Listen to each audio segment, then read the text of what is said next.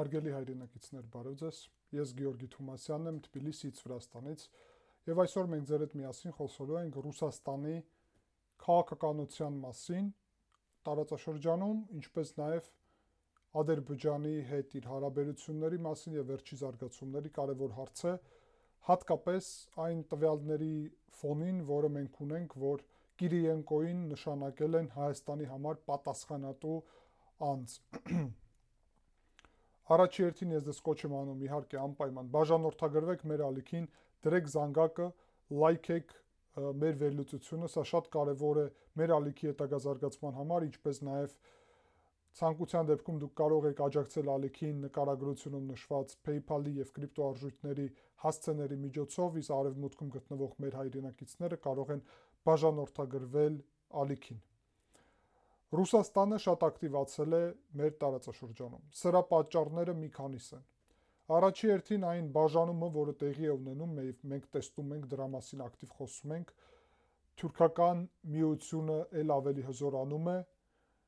Ուկրաինայում Ռուսաստանը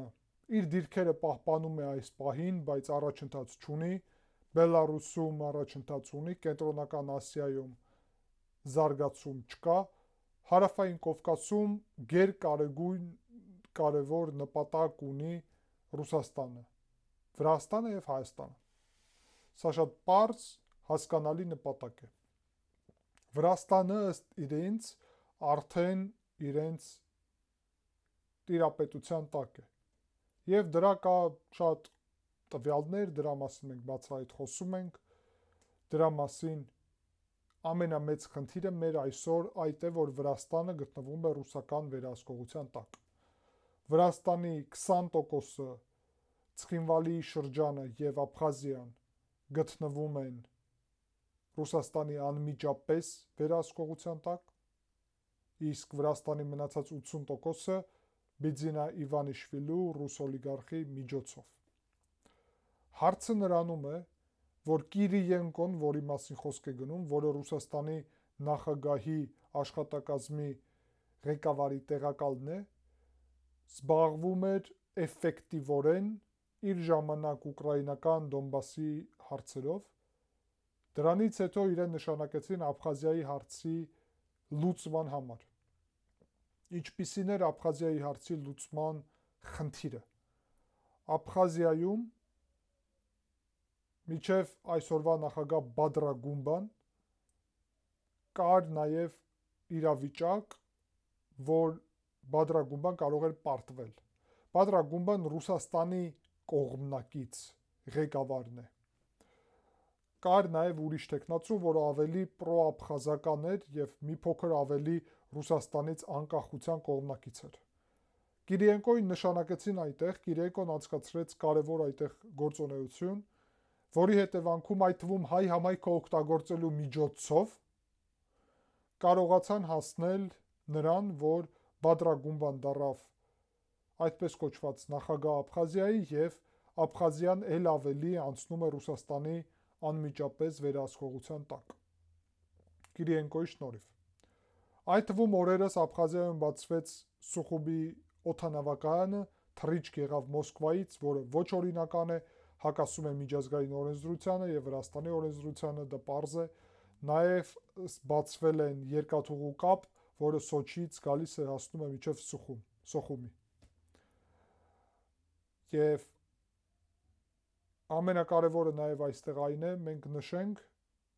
որ հիմա Կիրիենկոին ոնց պարզվում է նշանակել են պատասխանատու Հայաստանի համար։ Ինչ է դա նշանակում։ Եվ ինչ մենք տեսանք առաջի այդ փուլում։ Իմ ցանցում, նաև ուրիշների ցանցում հայտնվել է մի նկար, մենք դրա մասին խոսեցինք Facebook-ում, ով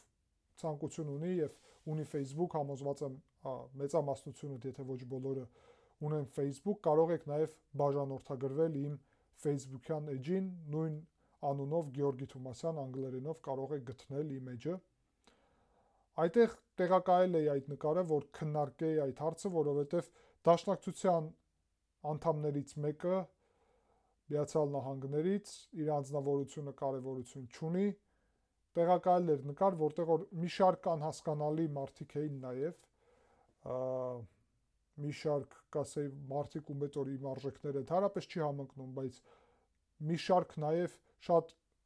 այսպես ասած, հարգանք ունեցող մարդիկ են, ում հանդեպ ես ունեմ հարգանք եւ ում հանդեպ կարամ ասեմ, որոնք շատ բարձր ինտելեկտուալ հնարավորություններ ունեն, որ շատ կարևոր գործ են անում եւ ես կարծում եմ, որ խառնելը այդ մարդկանց նաև նպատակ էր իրականում, որ ինչ-որ առումով մի հատվածը շատ գրագետ, զարգացած, արևմտամետ եւ հայամետ հայկական վերլուծաբանների խառնել չգիտեմ ում հետ։ Բայց այդ չգիտեմ ում հետի մասին մենք չենք խոսելու ընդհանրապես, այլ խնդիրը այն էր, որ թիրախավորեին, ես կասեի այն մարդկանց, ով աշխատում է այսօր հայ հանրության ճիշտ տվյալներ եւ ճիշտ տեղեկատվություն, ճիշտ վերլուծություն հասցնելու։ Այն մնացածի նկատի չունեմ։ Մեծամասնությունը հաստատ այդտեղ շատ հարգարժան մարդիկ էին։ Ես էլ եմ այդ ցուցակում հայտնվել եւ դա միայն խոսում է նրա մասին իրականում, որ թիրախի պատճառը այն է, որ մենք ճիշտ ենք վերլուծում իրավիճակը եւ այն է, որ մենք ստեղծում ենք խնդիր ռուսական քարոզչությանը այստեղ։ Դաշնակցությունը, որ ռուսական գործիք է, ցավոք, եւ այդ կառույցը, որ KGB-ի վերահսկողության տակ է գտնվում եւ գործիք է դառել հակահայկական, իդեմս նշեմ այդտեղ գրած է, որ մենք հակահայկական խումբ ենք իրականում, այդ մարդկանց հակահայ են կոչել։ Բայց հենց այդ է բանը, որ իրանք դժգոհ են նրանից, որ հանրությունը սկսում է ել ավելի լավ հասկանալ, որ հակահայկական գործողություն իրականում վարել են այն մարդիկ, ով դեռ տապալել է Հայաստանի պետականությունը, հետո այնպիսի իրավիճակ է ստեղծել, որ Հայաստանը Արցախում պարտվի, հետո այնպիսի իրավիճակ է ստեղծել, որ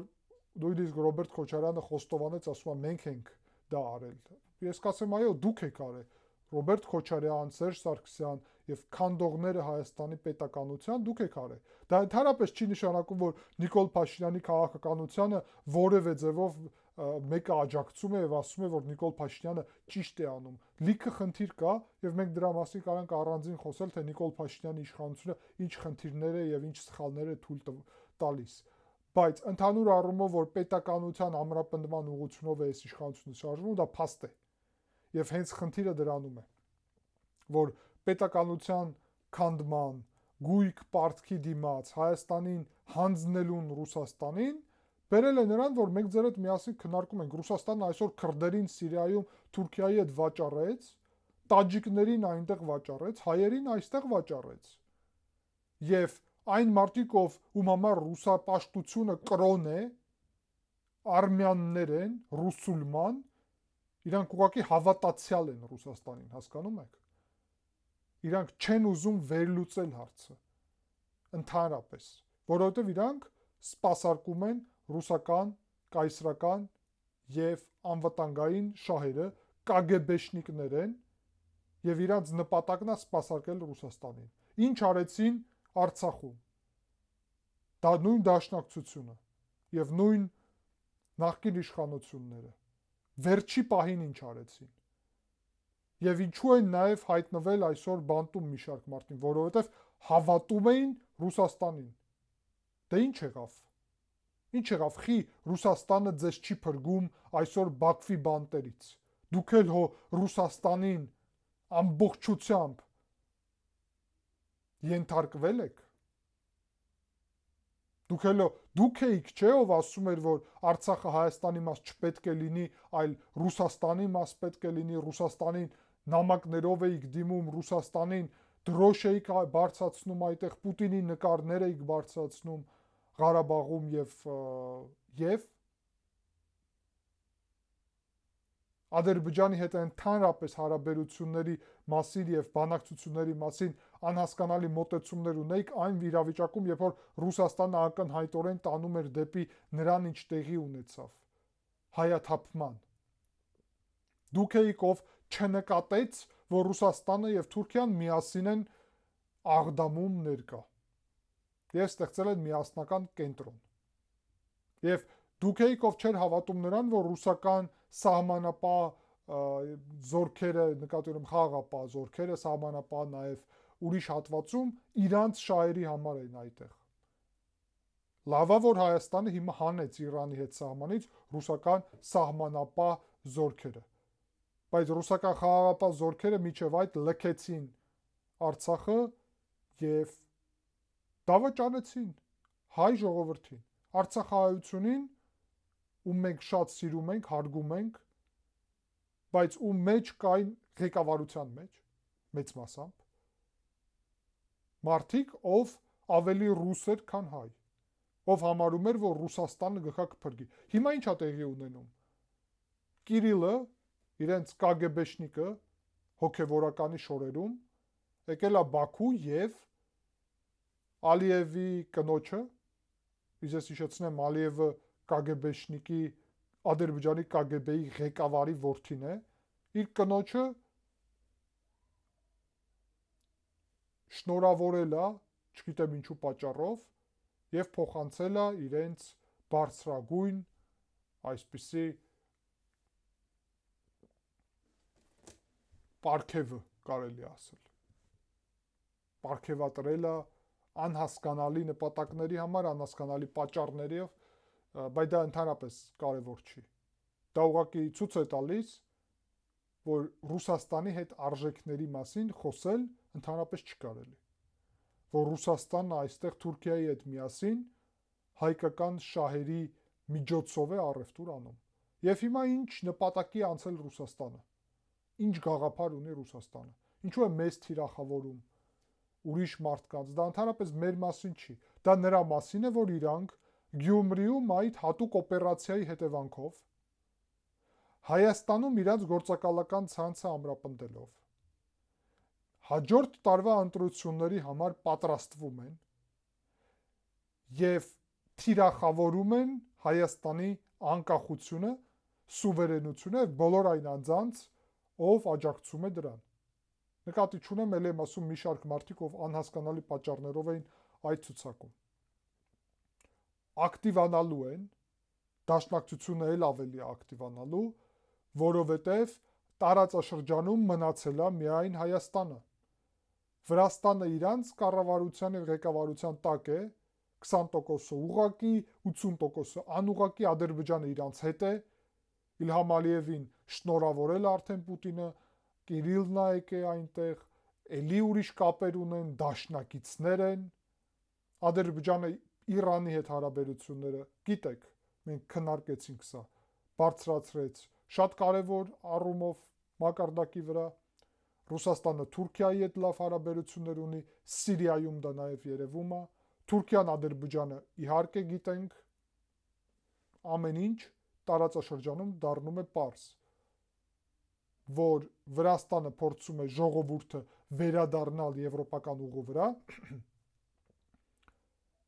Ռուսաստանը Բիձինա Իվանիշվիլու միջոցով դրան խոչընդոտում է, իսկ Հայաստանում իրանք դժգոհ են, որ Հայաստանը միջև վերջ իրանց կայսրությունը չի, այնպես չի, որ Նիկոլ Փաշինյանը ամեն ինչ արել է, հապկից դուրս չի եկել։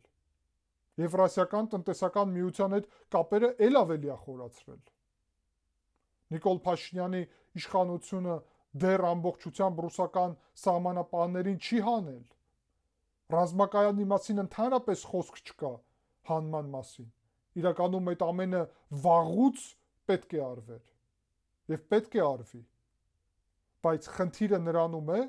որ հիմա Ռուսաստանը դնում է Նիկոլ Փաշինյանի իշխանությունն էլ պետք է փոխվի։ Եվ պետք է գան ռուսական ուժեր եւ սրանով ամեն ինչ ավարտվի։ Հայկական պետականությունը ավարտվի։ Սա շատ վտանգավոր հարց է։ Պարզ է, թե նպատակները սրա ինչ են, բայց մենք պետք է տանք սրան հակահարված։ Այդ թվում ինֆորմացիոն դաշտում։ Եվ ասենք, որ Կոպիրկինի հայտարարությունը նաև, հետաքրքիր հայտարարություն արել։ Ռուսաստանի դեսպանը Հայաստանում ասել է, որ երկրորդ ճակատ Ռուսաստանի դեմ Հայաստանում չպետք է բացվի։ Այդ տգետներ Ռուսաստանին նկատի ունեմ։ Լավրովը մի անգամ հստակ ասել է, բնորոշել է ռուսական մոտեցումները, իրականում ինքը ուրիշին էր դիմում, բայց վերջը հայտնվեց, որ Ռուսաստանին է դիմե։ Հայաստանը չունի սահման Ռուսաստանի հետ, որ Ռուսաստանի դեմ երկրորդ ճակատ բացի։ Այն քարոզը, որը աշխատել է Վրաստանում, իսկ գիտեք Բիձինա Իվանիշվիլու գլխավոր քարոզը ինչն է, որ արևմուտքը ուզում էր Վրաստանի միջոցով Ռուսաստանի դեմ երկրորդ ճակատ բացի։ Դեռ սկսենք նրանից, որ չկա առաջի ճակատ Ուկրաինայի վրա, բոլոր նորմալ մարդիկ գիտեն եւ հասկանում են, որ Ռուսաստանն է հարձակվել։ Ով այդպես չի համարում, ուղղակի խնդիր ունի երևի ընկալելու հետ իրականությունը կամ հիշողության հետ խնդիր ունի։ Բայց բացի դրանից, որ Ուկրաինայի վրա Ռուսաստանն է հարձակվել, ինչ երկրորդ ճակատ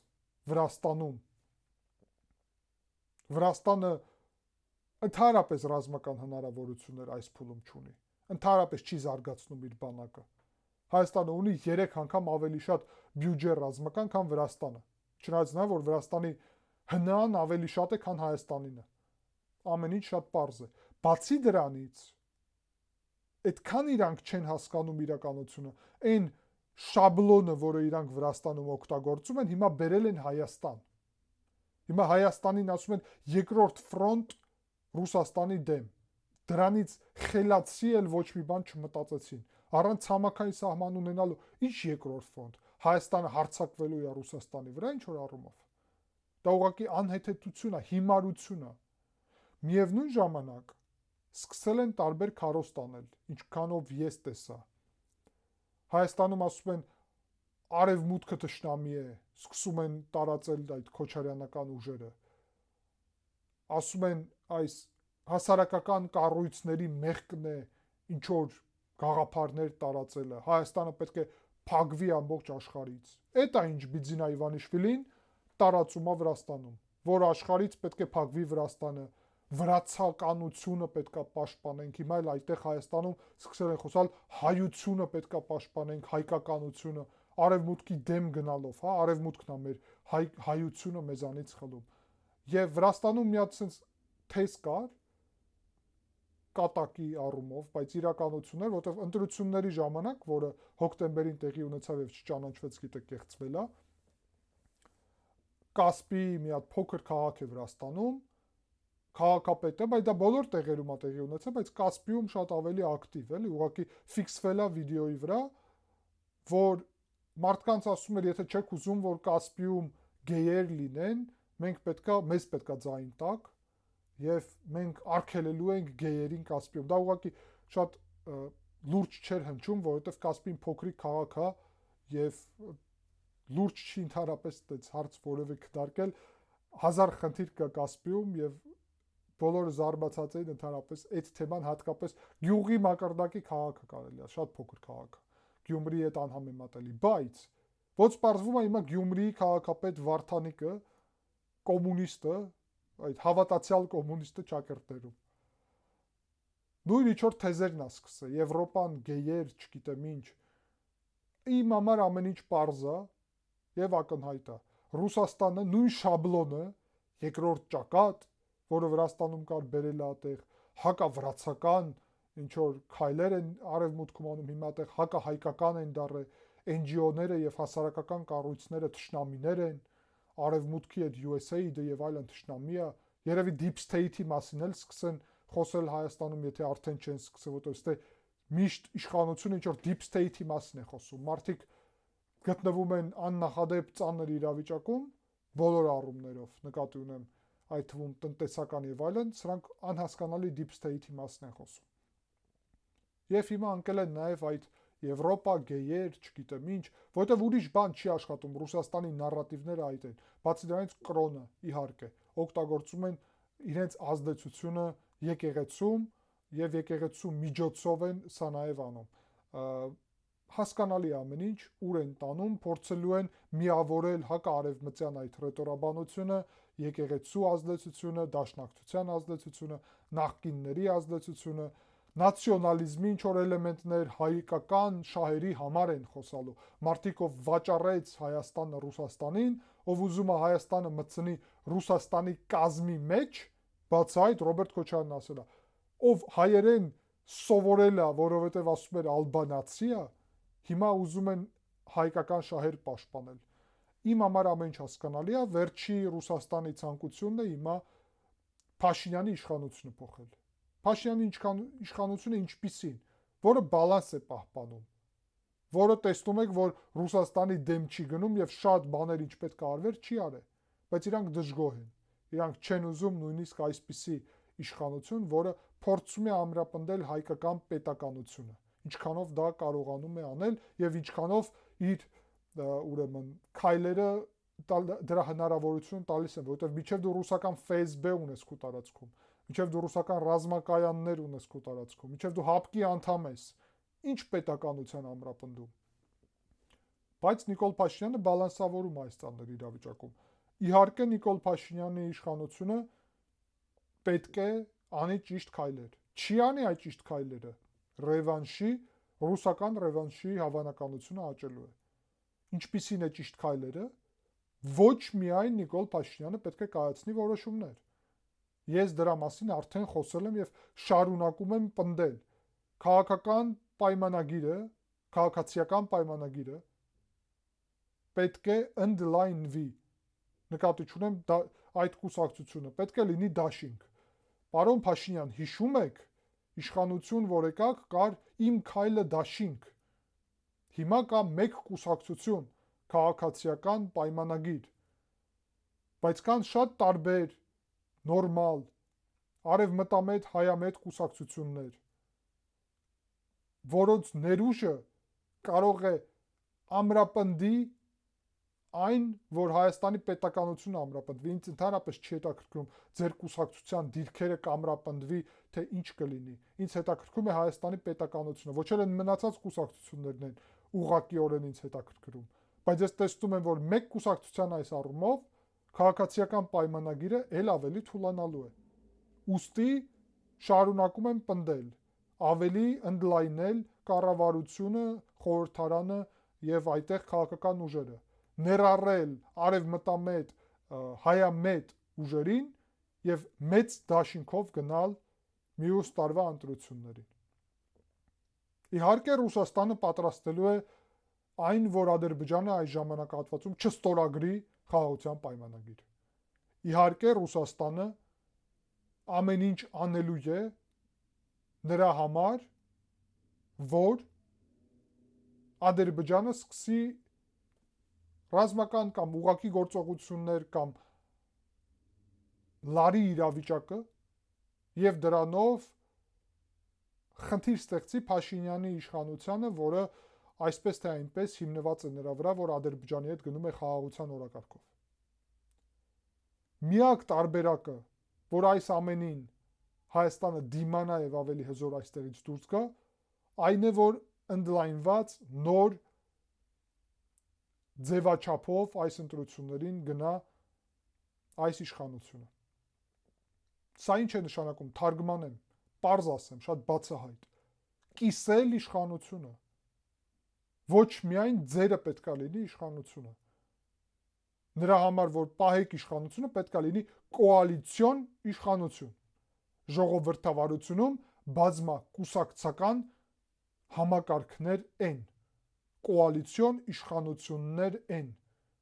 Մեկ կուսակցական իշխանությունի ժամանակը սպառվում է, կամ ռևանշիստ ռուսական ուժերն են գալի, կամ հայամետ, արևմտամետ ուժերի դաշինք։ Ես կարծում եմ պարզ է եւ ակնհայտ է ինչ պետք է արվի։ Հուսով եմ, եւ սա եւս մեկ անգամ ապացուցում է, որ ես Նիկոլ Փաշինյանին եւ իր իշխանությանը որևէ ձև չեմ աջակցում, որովհետեւ ես չգիտեմ Նիկոլ Փաշինյանը այս քայլը կանի թե չի անի։ Հուսով եմ կանի։ Կանի, կունենա լավ արդյունքներ իր համար, պետության համար, իր կուսակցության համար եւ ընդհանրապես քաղաքական դաշտի համար։ Չի անի, նույնիսկ եթե մենակով գնա եւ ուզենա այդպես հաղթել, ի վերջո կունենա լրջագույն խնդիրներ, որովհետեւ այսպես, ինչպես դուք կառավարել եք վերջի տարիներին, մեկ կուսակցությամբ եւ խորհրդարանում ռուսական ընդդիմությամբ, իրավիճակը պահպանել այլևս չի կարելի։ եւ փորձել մի աթոռի վրա, որ դուք եք նստած, պարոն Փաշինյան, համ արևմտամետ աթոռի վրա, համ Ռուսաստանի այդ բալանսավորման աթոռի վրա, համ ամեն աթոռի վրա, որը հնարավոր է, այդպես չի լինում։ Հայաստանը ել ավելի պետք է ինստիտուցիոնալ դառնա, ինչը նշանակում է, որ արևմտամետ աթոռների վրա ուրիշ մարդիկ պետք է լինեն, ռուսաբետ կամ Ռուսաստանի այդ բալանսավորող աթոռների վրա ուրիշ մարդիկ։ Իսկ դրա համար պետք է իշխանությունը չլինի մեկ կուսակցական, պետք է լինեն տարբեր կուսակցություններից բաղկացած իշխանություն, դաշինք, որտեղ որ տարբեր շահերը կլինեն եւ այնպիսի արհեստական չլինի ձեր կողմից բալանսավորման փորձերը, որոնք հիմա այս պահին են արհեստական։ Դուք կարող եք ավելի բալանսավորել ռուսական եւ թուրքական հատվածում, իսկ արևմտամետ հատվածը հանձնել ուրիշ ուժերին կամ հակառակը։ Դա արդեն ձեր որոշելունն է, որովհետեւ դուք ձեր թիմում ունեք նաեւ Մհեր Գրիգորյան, որը բացահայտ այն հատվածում է ռուսական համակարգի հատվածում է բացահայտ։ Դուք կարող եք դա բալանսավորել, բայց դա պետք է արվի ավելի պրոֆեսիոնալ եւ ավելի համապատասխանող ժողովրդավարությանը, ինչը շատ կարեւոր է։ Եթե դուք ուզում եք ժողովրդավարության ճանապարհով քայլել եւ ձեզ դրսեւորել ինչպես ժողովրդավար, ապա դա ունի իր պահանջները, որը դուք պետք է կատարեք։ Նրա համար, որ մնաք այդ դաշտում, որը շատ կարևոր է ոչ միայն ձեր համար,